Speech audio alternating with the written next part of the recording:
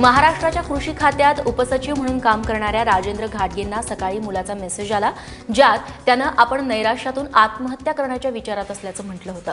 त्यामुळे घाबरलेल्या उपसचिव घाटगे यांनी ही माहिती वरिष्ठ अधिकाऱ्यांना सांगितली, तसंच आपल्याला घरी जाण्याची परवानगी देण्याची विनंती केली। मात्र संबंधित वरिष्ठ अधिकाऱ्यांना तो तुमचा वैयक्तिक प्रश्न असल्याचं म्हणत ती परवानगी नाकारली।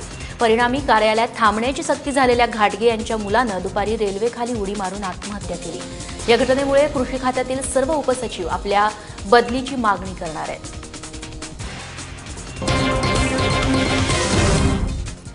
जालना कृषी उत्पन्न बाजार समितीत सेना नेते आणि राज्यमंत्री अर्जुन खोतकर यांनी 500 कोटी रुपयांचा घोटाळा केल्याचा आरोप प्रीती मेनन शर्मा यांनी केलाय।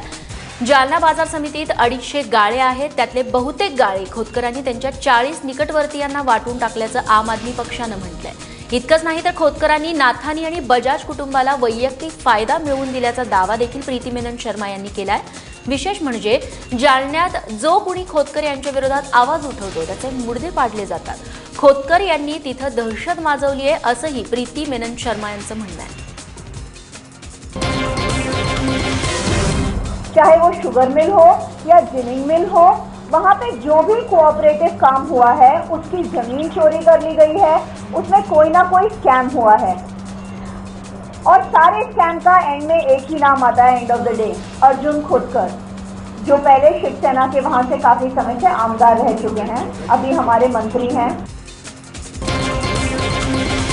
राज्यात सर्व प्रकारचे परवाने मिळताना मराठी माणसालाच प्राधान्य मिळायला हवं असं वक्तव्य करत मनसे अध्यक्ष राज ठाकरे यांनी पुन्हा एकदा मराठी माणसाचा मुद्दा ऐरणीवर आणलाय। डोमेसाईल सर्टिफिकेट, मराठी माणसांना मिळणारे परवाने या संदर्भात आज राज ठाकरे यांनी मुख्यमंत्र्यांची भेट घेतली। यानंतर घेतलेल्या पत्रकार परिषदेत राज ठाकरे बोलत होते। राज्यातील प्रत्येक योजनांवरती परप्रांतीय माणसं डल्ला मारत असल्यामुळे भूमिपुत्रांच्या वाटेला काही येत नसल्याचं राज म्हणालेले आहेत। प्रत्येक वेळा न्यायालयानं लुडबुड करू नये असंही म्हणत राज ठाकरेंनी न्यायालयावरही टीका केली आहे।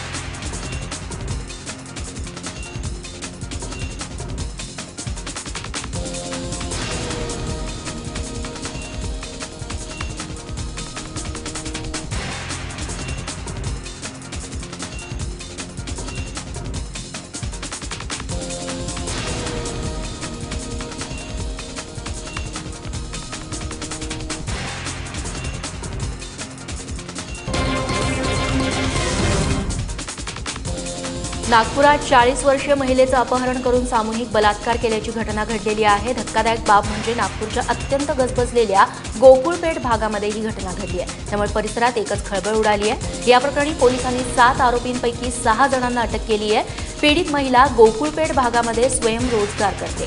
मंगळवारी रात्री 9 वाजण्याच्या सुमारास आलेल्या दोघांनी तिला गुंगीचं औषध पाजलं आणि तिचं अपहरण केलं।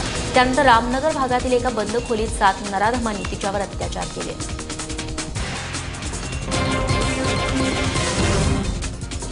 महिलेला दारू पाजून पती, दीर आणि सासऱ्यानं बलात्कार केल्याची धक्कादायक घटना उघडकीस आली आहे। या प्रकरणी पोलिसांनी तिघांना अटक केली आहे। 2015 मध्ये महिलेवरती तिघांनी बलात्कार करून तिचा छळ सुरू केला होता। त्याचबरोबर दारू पाजून बारबालाप्रमाणे नाचवल्याचा व्हिडिओ देखील पतीनं मोबाईलमध्ये शूट केलाय।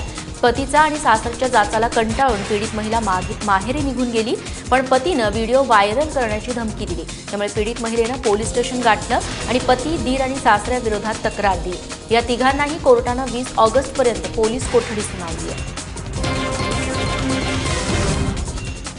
शोष खड्ड्यात बुडून 2 मुलांच्या मृत्यूप्रकरणी अकोला पालिकेचे आयुक्तांसह 4 जणांवरती सदोष मनुष्यवधाचा गुन्हा दाखल करण्यात आलाय। अकोल्यातल्या खदान पोलीस ठाण्यामध्ये हे गुन्हे नोंदवण्यात आले। 14 ऑगस्ट रोजी आदर्श कॉलनीमधील शाळेच्या मैदानावरती मनपा प्रशासन आणि जलवर्धन संस्थेद्वारे शोष खड्डे खोदण्यात आले होते। मात्र खेळता खेळता या खड्ड्यांमध्ये पडून 2 मुलांचा मृत्यू झाला। या प्रकरणी खदान पोलिसांनी बालकांच्या मृत्यूला जबाबदार असलेल्या मनपा आयुक्त अजय लहाने यांच्यासह 4 जणांवरती गुन्हा दाखल केलाय। मृत्युमुखी पडलेल्या मुलांच्या पालकांनी पोलिसात धाव घेतल्यानंतर हा गुन्हा नोंदवण्यात आलाय। नांदेड शहरात बर्निंग कारचा थरार पाहायला मिळाला। आज सकाळी शहरातल्या तरोडी नाका भागामध्ये एक ओमनी कार आली। त्यावेळी आधी इंजिनातून धूर येऊ लागला, त्यामुळे त्या कारमधले नागरिक वेळीच बाहेर आले, पण त्यानंतर काही क्षणातच या कारनं पेट घेतला। वेळीच कारच्या बाहेर पडल्यामुळे नागरिक सुखरूप आहेत, पण पुढचे काही काळ ही बर्निंग कार पाहण्यासाठी नांदेडकरांची झुंबड उडाली। दरम्यान धावत्या कारला आग का लागली याचं कारण मात्र अजून स्पष्ट होऊ शकलं नाही।